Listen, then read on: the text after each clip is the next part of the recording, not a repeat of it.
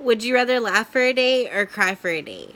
With the idea that many things could be cured by humor, just think that by looking on our smartphones or watching TV, it could not only brighten our days, but also cure a lot of our problems that we face from day to day. 3 ways that humor heals is that it combats fear. This meaning that it changes their perspective of a situation and helps relax the situation. The second way that humor heals is through happiness. Happiness can cure because laughter is contagious. Lastly, the last way that the humor helps communication and encourages optimism. Being happy makes people have a better outlook on life. One of the biggest things that people fear is rejection. Jia Jiang supports the idea of approaching the situation that involves fear with humor to overcome rejection.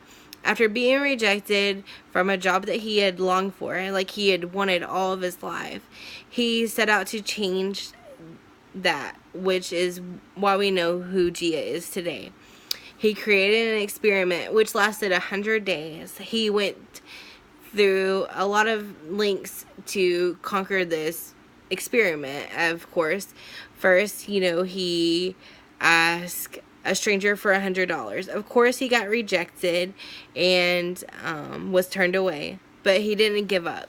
He just made a joke out of it and said, oh, well, maybe tomorrow. So then the second day, he goes to the store or to like a supermarket, or not a supermarket, but a fast food place, asks for a burger refill.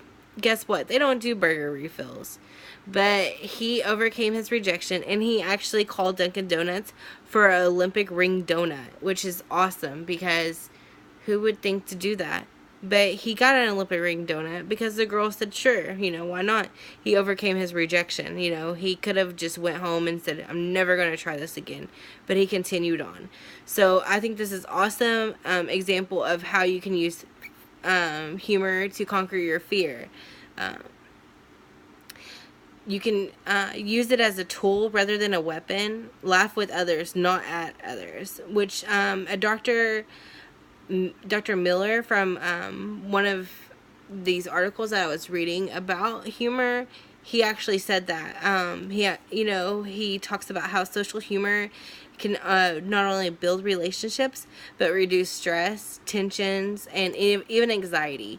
Humor has helped to cure a lot of patients.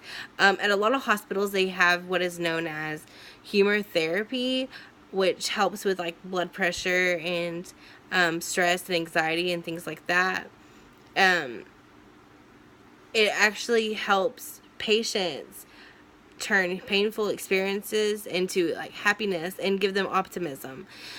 There's a lady named Leslie Gibson. She found a organization and it's called Comedy Connection, and is what they do is they have volunteers that dress up in like clown costumes and things, and they drive around in like these little carts. Well, they don't drive, but they push these little carts around the hospital, and they go to each room to the patients and actually joke with them, and they have like these little gag gifts, and they just make them laugh and show them that there is a reason for living. And I think that's awesome because some doctors also do say that laughter is the best medicine.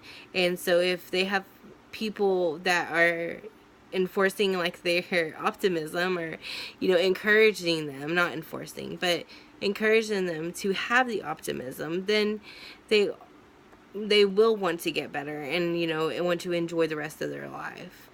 I feel that by carrying a sense of humor with you wherever you go, you will shield yourself from life's ugliness. You should always keep your sense of humor because it can restore your spirit. For example, if you dwell on the bad, the only thing that comes will be bad. From for greatness in life, you have to find the humor in the bad.